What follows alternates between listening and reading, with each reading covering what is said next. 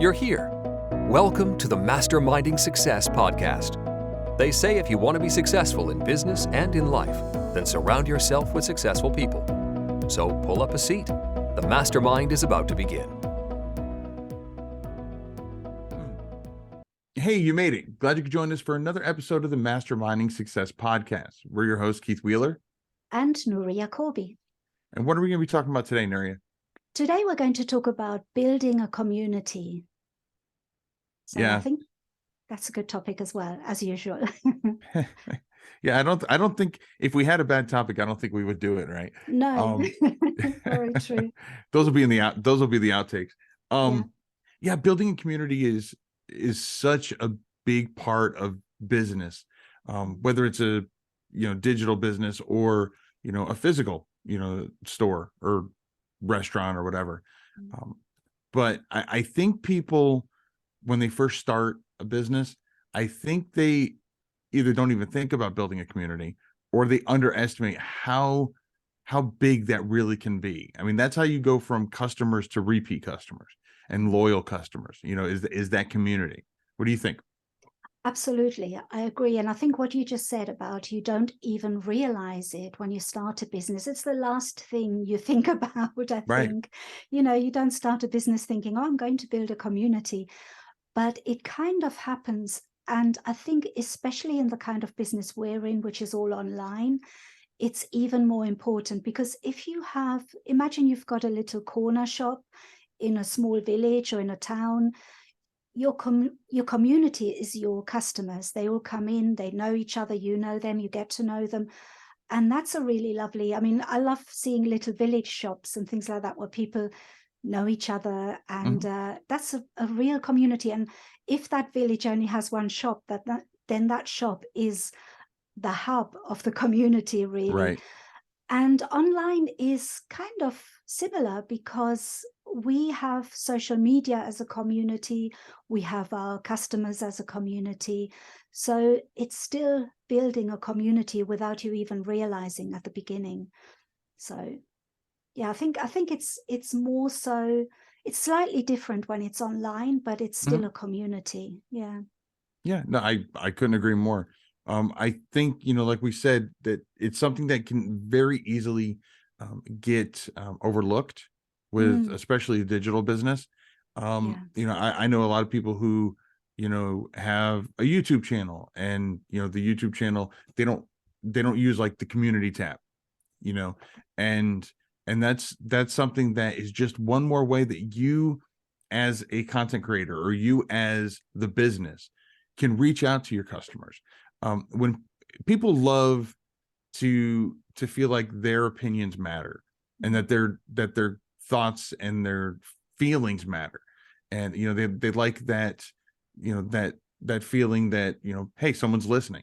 And so if you as a business can reach out, and even just the smallest way, putting out a poll, asking a simple question, asking what they like about your business, what you could work on, things like that, where they feel like their input matters, then they now have a vested interest in your business and a much better chance of coming back for more. Yeah, absolutely agree. And I think that is the part that is so important. It's a community, but it's also your point of contact with your customers. And, I really value that part of the community, the fact that we can ask them, what, like in my case, I can ask them, what kind of videos would you like to see more of? Right. What kind of questions do you have? How can I help you succeed better? What can I do that I can help with? And I think that is really important. And I really try to answer all of the questions that I get on YouTube, on Facebook.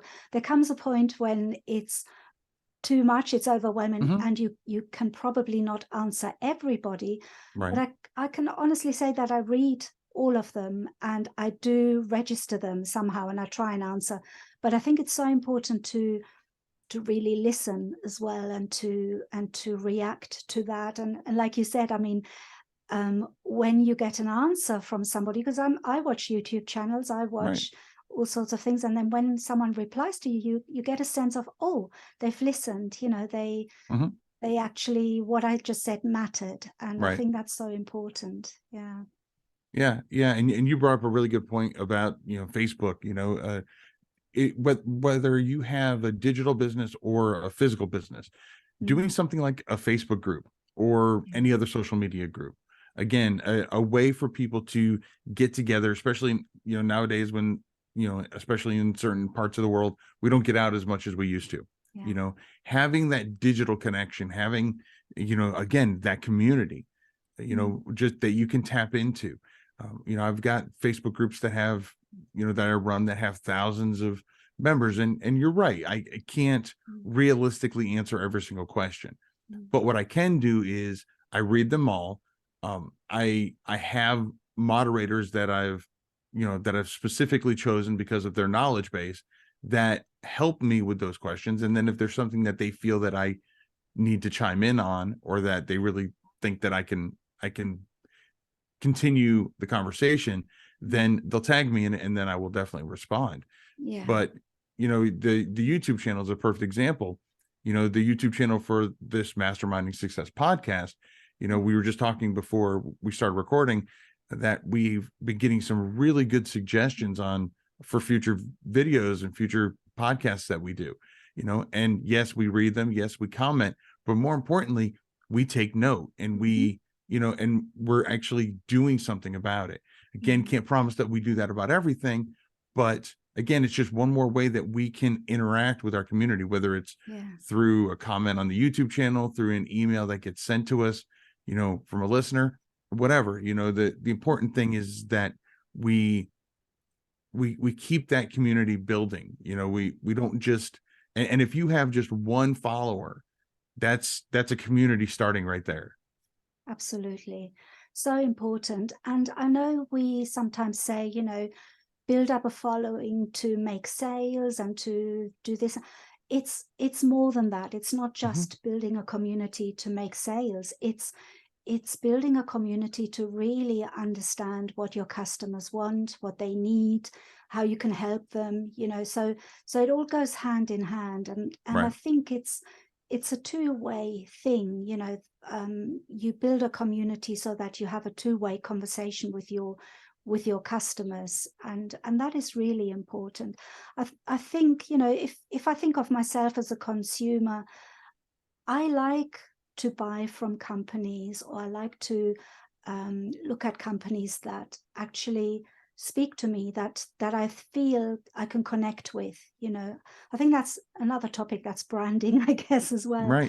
But you know, it's all connected, and building community is a big part of that, I think. So I'm sure you feel the same when you get a company that listens. It's so much better. Yeah, it's I think what it comes down to is from a business perspective, from, you know, a business owner, is to remember that this community isn't just dollar signs, that they're people.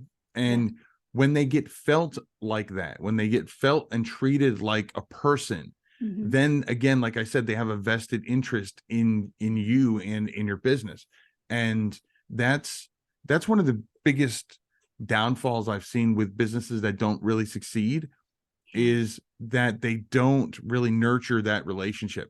You know, I mean, when you think of mom and pop stores and restaurants that have stayed open for decades, you know, majority of the time, the food might be great, but you know, you can only make a burger so many different ways. You know, at some point it comes down to the people, you know.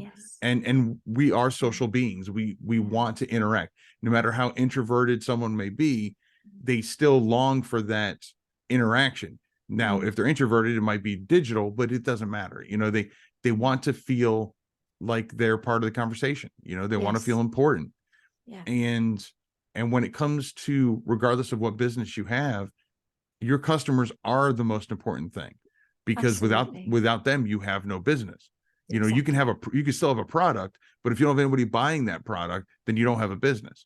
You know, and so that's one thing that people should really keep in mind is again, just keeping the focus on the people. Keep the focus on the people the employees, as well as the consumers, that community that you're building. I think you just made a really great point, the people, and you included the employees as well as the customers. That to me is such a big and important point, because you see it all the time. You see all these big companies, and I think we all know who we're talking about.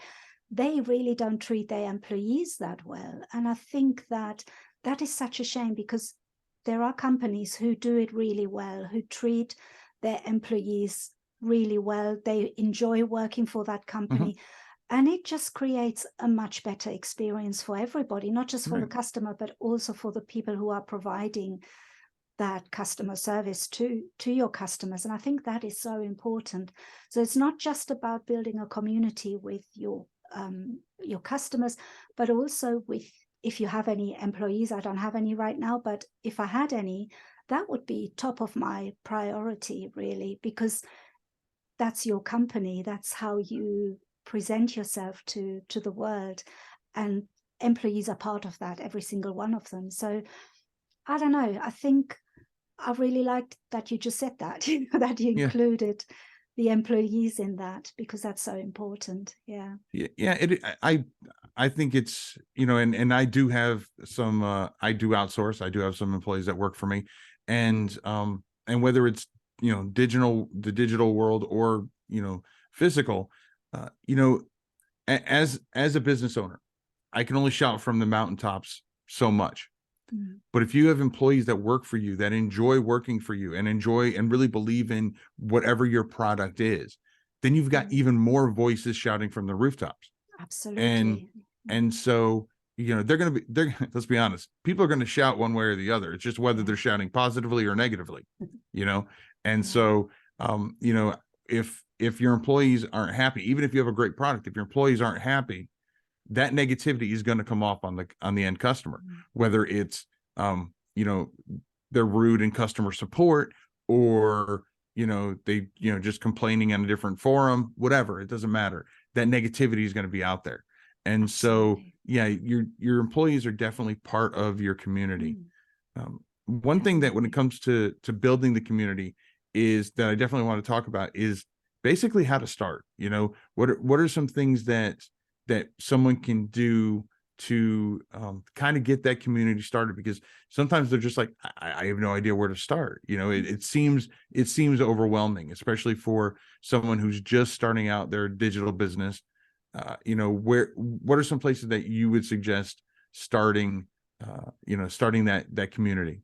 I think the most obvious one is social media. So you're talking about things like Facebook, Twitter, Pinterest, even though that's not so it's more one way rather than two ways. Right. But the usual is like Instagram, Twitter, Facebook. But then there are also people who don't like using Facebook or whatever, for whatever reason. You can still build a community by building an email list. I think that's also a way to build a community. And actually, that's probably, in my opinion, the best way to build a community, because that's your own platform. You're not relying on Facebook or Twitter or anybody to run it for you. So that would be one way. And if you have a physical business, then your community is really more on your fingertips, really, because if you've got a shop, for example, I had a shop years and years ago, and it was in a small town, and it was the hub of that area. Everybody kind of seemed to crowd around that business, and that was our community, all our customers. And that's a physical way of building a community. But digitally, I can't think of anything better than social media and email lists. Have I left anything out, do you think? Well, there's one other place, and it really ties in with the email list. But I guess the best way to put it is, when, like, you're with a physical shop, there's something that people can see. They can see your business. And so digitally, we have to find a way for people to see us. We have to get eyes on our business in order to increase our chances of getting sales and getting a bigger community. One of the email list is, I agree, it's 100% imperative, and it's something that I put off way too long in my business. Yeah, I know the And feeling. yeah, and to be honest, it's not, and we can do a whole nother video on that topic, but it's, you know, it's something that I don't necessarily always, I don't always send emails as often as I should. But the other thing that's very related to that is your own website. Absolutely, you're The great right. thing about your own website is, just like with a newsletter, those are your customers. They're not Amazon's customers. They're not Facebook's customers, because with social media or any platform, if you're playing in their sandbox, they control basically every part of that community. You know, they control what you can say, what you can't say. They control, you know, what your visibility is, you know, who they send it out to. Whereas your site, you set it up exactly the way you want. If you don't like the way it looks, you change it. If your community tells you they don't like the way it looks, you change it. You know, and you have so much more flexibility, especially with all the different website platforms that are out there where you can build your own website. And if you don't have the skills to build your own website, then, you know, you can always outsource and hire somebody from Fiverr or somewhere else that can do that for you. And again, it's something that you can build up to. I mean, you don't have to start your business with a website, but nowadays websites are, it seems like most businesses have one, but I still don't think most businesses, especially digital businesses, I don't think they utilize it as a community like they can. That's a good point. I'm so glad you mentioned websites, because I don't know how I didn't think of that. That's one of the most important, as you said, you know, all the points that you mentioned are absolutely spot on. And yeah, it's a little bit, sometimes a website can be something that you put up there and you forget about it. And you're right, it lacks that community feel. But I think, you know, you can put a newsletter up on your website. You can have ways to interact with your customers. You can put a button there where people can contact you, and you can have a conversation with them, you know, like a little chat box or something. And I think that is quite an important, but yeah, sometimes we put up a website and we kind of tend to forget about it and go back to other forms of communication. But I think it is important, because a lot of times if I find a company and I want to find out something, I want to find out more about them, I usually try and find their website. And if you see that they don't have one, immediately they go down in my estimation. They kind of, oh, they haven't got a website. Or, you know, you immediately think they're not as professional as they could be. I don't know. Do you think that way as well when you see they haven't got a website? Unintentionally, yes. It's kind of subconscious, you know, it just become a part of our everyday lives, you know, websites and the internet, that when someone doesn't have one, when they don't have one, it seems like it goes against the norm. And because of that, subconsciously, we're like, something must be wrong. You know, we already have those negative connotations, just because they don't have a website. And I didn't really mean for us to go down this rabbit hole, because you know, websites could be a whole nother podcast topic. But yeah, I definitely, getting back to the original point, is it's a great place to start to build your community. Now, I will tell you from my own experience, building your community from a website is gonna, I mean, just like any business, it's gonna take time. You know, it's, you know, and because it's a website and it's not a social media platform where you have the social media algorithm behind you, you know, showing you to more people, it's going to build slower than it would on, let's creating a Facebook group, for example. Very true. Yeah, you know, absolutely. so you can start off with a Facebook group and then go, you know, to the website, however you want to do it, you know. And I say Facebook groups just because I have a couple of them, but you know, any platform where you can interact with your potential customers and have them interact back. You know, like you mentioned, Pinterest is more one way, which, I mean, there's nothing against that, but it really, the magic comes with that two way, you know. So even with Pinterest, you can include in your Pinterest posts, you can include a link to your email address so you can continue that conversation, you know, something where, again, the consumer or potential consumer can feel like they're being heard, can feel like their input matters. Yeah.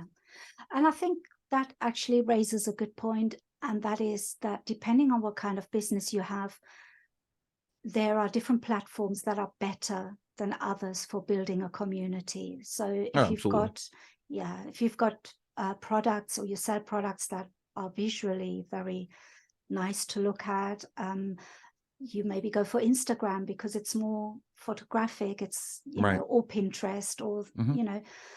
and then others where you have to interact more than maybe Twitter or Facebook. I realized that when I was doing, I've still got my gardening website, but I don't post on it very often now. But my Instagram for that grew so much quicker than what I do now, the Home Boss, because it was visually very appealing to see a Hmm. lovely garden and to see Right. pictures of plants. So depending on your business, it really makes a difference which kind of platform you use for your community. Do you find that as well? Yeah, I agree. And not just that, but also not just what your business is about, but who your target audience is. Mm, yeah, If your target audience is gears more towards females, then platforms like Instagram and Pinterest Pinterest. Yeah. are because those Mm, statistically have a higher female um community yeah. than other platforms. Yeah. Whereas if your business is more techy, more tech savvy, then maybe you want to try something like Reddit, because Reddit, the people that are on that are more Yeah. familiar with technology and really into that kind of Yeah. community. So it Mm, really depends on one, what your business is about, but two, who and where your audience is. yeah. Yeah, and I've had a lot of people recently say, I'm not on Facebook. I don't want to go on Facebook. Mhm. So that's another thing, if you could build your own community somewhere else, so much the better, really. Yeah. I'm going to And look into that. well, yeah, and I mean the same thing can be said for things like Amazon. There are people that Mm, do not want to yeah, buy off Amazon, absolutely. and that's fine. And again, Mm, that just brings home like how important your own website is. yes. Mm, If people don't want to use Facebook, but they want to communicate with you, if mm, people don't want to buy from Amazon, yeah, but they might want to buy from you, your website's a great place to do it. And absolutely. because you control it, you control the pricing, you control the profit Mm, margin, you control mm, all of it, you know? yeah, And so, and when I say control the pricing, I mean not necessarily that you can, I mean, yeah, you can jack up the price, but more importantly, you can lower the price, yeah. encouraging people to go to your website because they can get a better deal. Mm, And because it's directly with you, you can still make the same, if not even a better profit margin than you were on, yeah, on a bigger named platform or yeah. marketplace. Absolutely. That's another topic again, Yes. which platform is best to sell on. Yeah. Yeah. I Yeah. mean, yeah, with these, that's one thing I love about masterminding with you, Nuri, is we just continue to come up with different ideas and I different and know. more topics. Not to mention we have the same, we can attack the same conversation with two different views. Yeah. The funny thing is, we're not really that different in our views, but we seem to complement each other. So, in a way, that's quite good as well. So, yeah, I could talk about all of these topics forever. Yeah. Yeah. And we really, and again, getting back to community, it's super important to really communicate with our community, you guys listening and watching here. So, again, this has been another great mastermind. I do want to give a huge thank you to all our listeners and viewers. If you guys like what you're listening to or like what you're watching, let us know. Let us know in the comments. Send us an email. If you really enjoyed it, then consider following or subscribing on a podcast listening platform that you enjoy. And again, like I said, leave a message, a comment. We read all of them. We comment on all of them, and more importantly, we take note of them so Yeah. that way we may come up with ideas for future podcasts. Yeah. So until next week, I'm Keith Wheeler. And I'm Nuria Kobi. Have a good one. Bye-bye. Thanks for joining the Mastermind today. Be sure to follow the podcast on your platform of choice and tell a friend who would enjoy it too. Your support is greatly appreciated. This has been the Masterminding Success Podcast.